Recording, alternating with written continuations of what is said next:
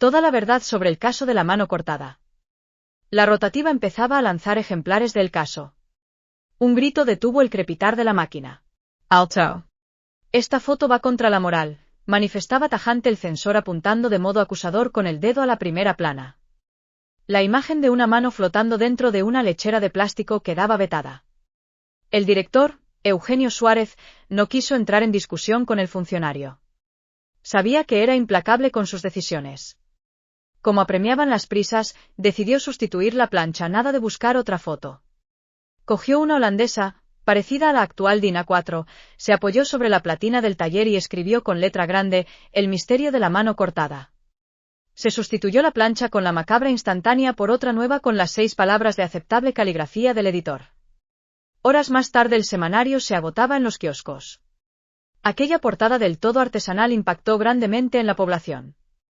Debajo del llamativo título se leía, apasionante y verídico reportaje de este suceso, en páginas interiores.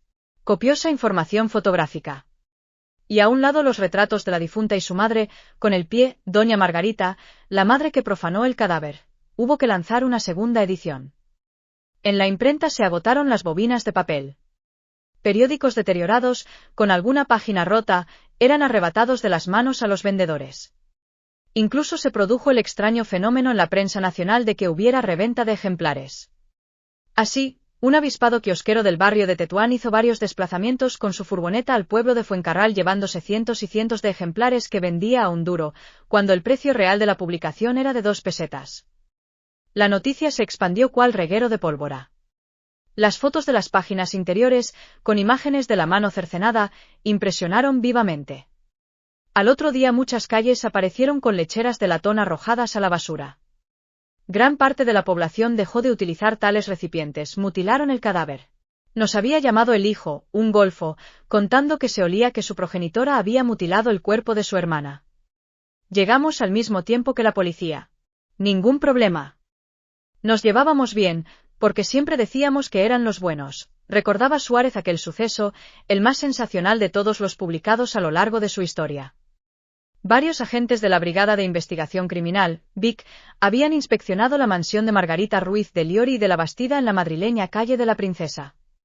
La sorpresa se produjo cuando en el interior de un armario del dormitorio principal encontraron una lechera que contenía una solución del alcohol sobre la que flotaba una mano derecha. Los dedos estaban hacia arriba, con cuidadas uñas esmaltadas de color rojo porcelana, y la muñeca, cortada con limpieza, mostraba el rosáceo de la carne. Después hallaron otros restos humanos. Los forenses confirmaron que la amputación del miembro había sido realizada por expertos en anatomía. Exhumado el cadáver se comprobó que también faltaban los globos oculares, el antebrazo derecho, la lengua y algunos dientes. El pelo rojizo de la cabeza estaba cortado a mechones y el vello púbico rasurado de forma irregular. No mostraba ningún signo de reacción vital, por lo que se confirmó que todo había sido realizado post-mortem. La aristócrata y su compañero fueron detenidos, acusados de profanación de cadáveres y atentado contra la salud pública. Yo estaba encantado. Teníamos entre manos un asunto estupendo, amor, morbo y lujo. Una señora rica y chalada que guarda reliquias de su hija querida, manifestaba Suárez en aquel movido inicio de 1954. Unos días antes del tétrico hallazgo había fallecido su hija, de 36 años de edad, a consecuencia de un edema pulmonar. La madre permaneció encerrada en su habitación con el féretro durante un par de jornadas. No se resignó a perderla totalmente y mutiló parte del cuerpo inerte, conservando algún trozo a modo de recuerdo sagrado. Mi niña era una santa y deseaba guardar la mano como reliquia, explicaba. No hubo juicio al quedar probado que los actos fueron cometidos con el fin de conservar aquellos miembros de la muerte como un recuerdo.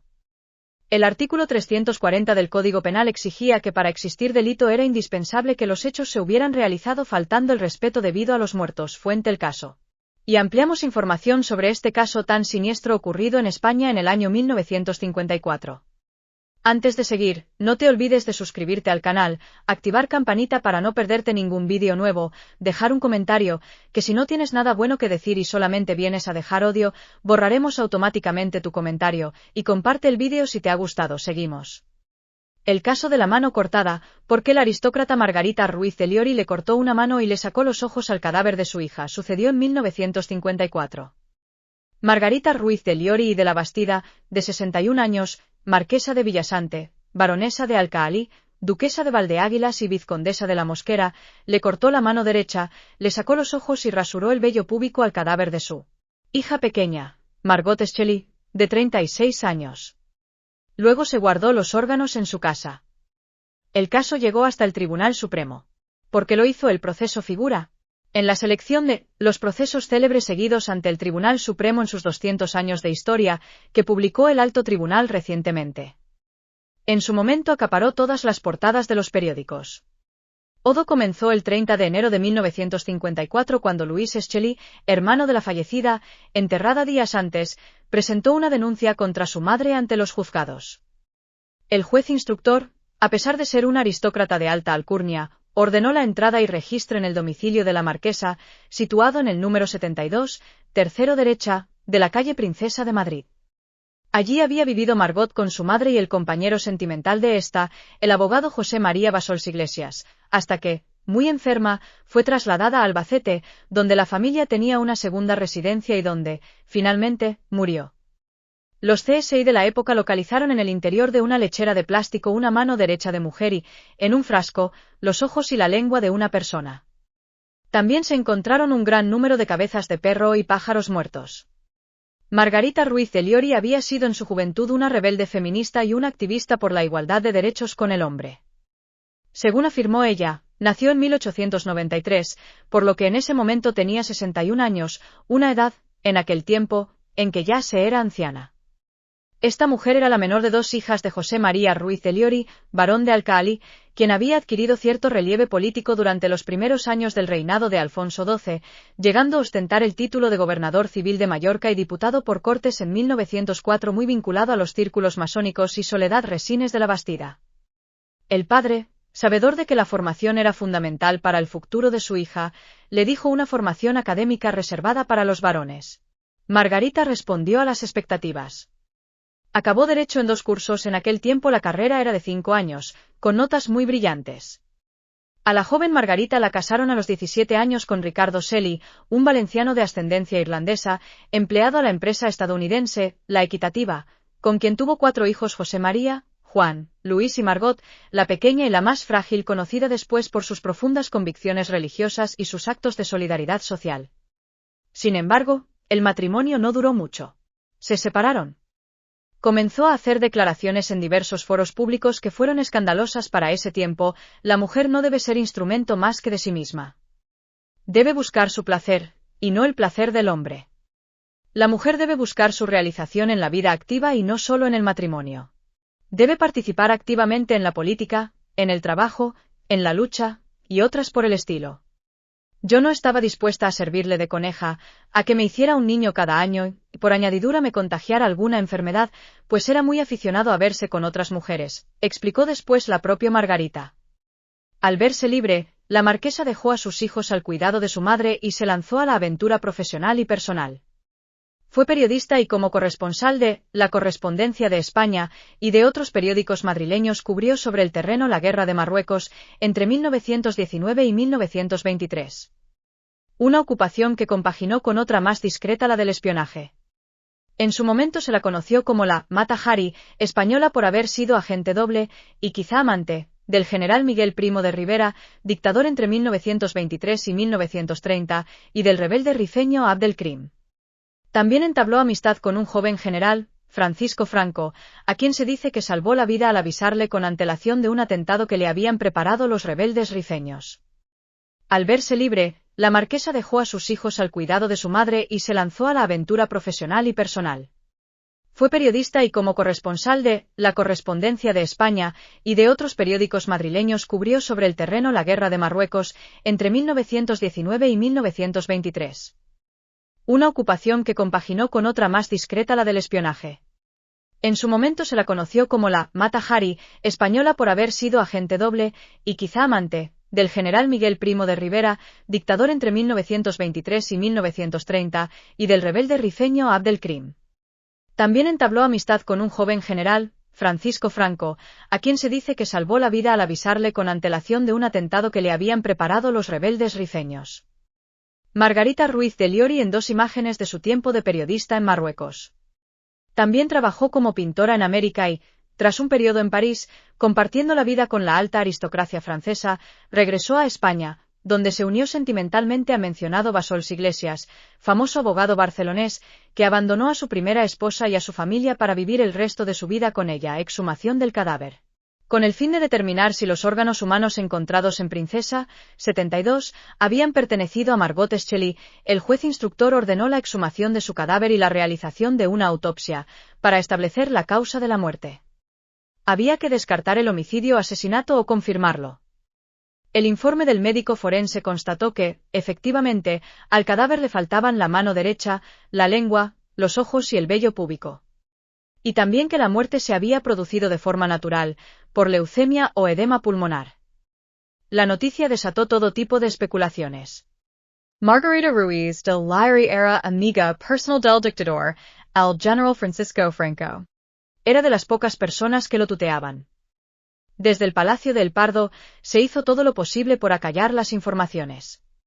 Lo que provocó, a su vez, que las especulaciones se dispararan. Se habló de magia negra, de ocultismo, de sectas y rituales. Se especuló sobre la posible intervención de extraterrestres y también de experimentos médicos vinculados con el nazismo. También se barajó la idea de que la marquesa y el abogado estuvieran inmersos en el tráfico de drogas y en el contrabando de joyas, y que hubieran utilizado a los animales para pasar las piedras preciosas de un país a otro en sus estómagos, sin problemas. Luego los sacrificaban y extraían los correspondientes botines. Sin duda, esta opción explicaría la importante cantidad de dinero que manejaban ambos y que justificaban en constantes premios de lotería o herencias de familiares desconocidos. El caso fue tan impactante para el pueblo que se forjó una cancioncilla popular que decía: en la calle de la Princesa, vive una vieja marquesa con su hija Margot, a quien la mano cortó. Moralilla, moralilla, escond la mano que viene la vieja. El juicio tuvo lugar el 28 de marzo de 1961 en la Audiencia Provincial de Madrid, 7 años después. Ya andaba lenta la justicia entonces, también. O querían, en este caso, que fuera lenta. Pasado ese tiempo, con las cosas enfriadas convenientemente, Margarita Ruiz de Liori y José María Bassols Iglesias recibieron una condena mínima por un delito de profanación de cadáveres y otro contra salud pública, tras un acuerdo de conformidad con el Ministerio Fiscal. En su autoexculpación, la marquesa declaró que las mutilaciones fueron el resultado de la adoración que sentía por su hija Margot. Los actos se cometieron con el fin de conservar a aquellos miembros de la muerta como un recuerdo sagrado, declaró. La marquesa de Villasante comparó esta práctica con las conductas de los católicos, que veneran la lengua de San Antonio de Padua, el brazo de San Vicente Ferrer o el brazo incorrupto de Santa Teresa, que acompañó a Franco durante toda la Guerra Civil Española para que le diera suerte. La pareja salió con bien de todo aquello. Por el primer delito, el de profanación de cadáveres, Margarita Ruiz de Liori fue condenada a 6 meses de arresto mayor y 5.000 pesetas de multa, y José María Bassols Iglesias a 3 meses del mismo arresto y 2.000 pesetas de multa. La diferencia de castigo se debió a que a la marquesa se le aplicó el agravante de parentesco. Por el segundo delito, el de salud pública, la condena fue la misma para los dos: multa de 5.000 pesetas, con arresto sustitutorio de 30 días por cada multa en caso de que no fueran abonadas. La pareja, después de que pasó todo, no quedó conforme por el resultado. Se convenció de que habían sido condenados injustamente, y, a pesar de haber admitido una sentencia de conformidad, recurrieron ante el Supremo argumentando que el Tribunal de la Audiencia Provincial había incurrido en una infracción de ley por aplicación errónea de los delitos de profanación de cadáveres y contra la salud pública. Desde sus puntos de vista, tanto Bassols Iglesias como Ruiz de Liori eran abogados, era incompatible la intención de conservar un recuerdo sagrado de la hija con faltar al respeto debido a los muertos con vilipendio hacia los mismos, por lo que no podría ser acreditada la concurrencia del elemento subjetivo propio del delito, de los artículos 340 y 345 del Código Penal de 1944. El Tribunal Supremo fue contundente, de la mano del magistrado ponente José María González Díaz. Declaró que no había lugar al recurso de casación planteado y confirmó la sentencia dictada por la Audiencia Provincial porque había sido aceptada mutuamente por los condenados y porque era procedente. La sentencia derivada de la conformidad creó una situación procesal inatacable por las partes. No fue necesario la celebración de un juicio oral. El 25 de abril de 1964 la Sala de lo Penal dictó sentencia dejando las cosas como las había dejado el Tribunal Inferior. Nunca se supo la verdad. La verdad sobre el enigmático caso de la mano cortada nunca se supo. Margarita Ruiz de Liori se llevó con ella el secreto a la tumba. Murió el 15 de mayo de 1968 en la indigencia más absoluta y en un alarmante estado de inanición y abandono. Fuente Carlos Verbel, director de Confilegal. No te olvides suscribirte al canal, activar la campana para no perderte ningún vídeo, compartir y dejar un comentario, y si no vas a poder dejar un comentario desde el respeto, borraremos automáticamente ese comentario. Recordamos que somos 4 personas en el canal subiendo vídeos, cada uno de nosotros subiremos un vídeo diferente los martes, jueves, domingos y un día random sin especificar. Tenéis nuestros canales de YouTube personales en la cajita de descripción de cada vídeo. Yo me llamo Susana y os subiré todos los jueves un vídeo sobre historia negra, crímenes reales, series, documentales y libros relacionados con estos temas, siempre sobre crímenes reales.